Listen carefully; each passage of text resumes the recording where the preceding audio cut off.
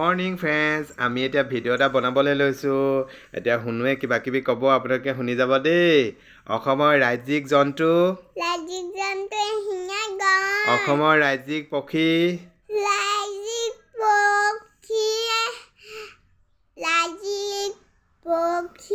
দেওহাঁহ অসমৰ ৰাজ্যিক ফুল কপৌ ফুল অসমৰ ৰাজ্যিক ফল কাজি নেমু অসমৰ ৰাজ্যিক ভাষা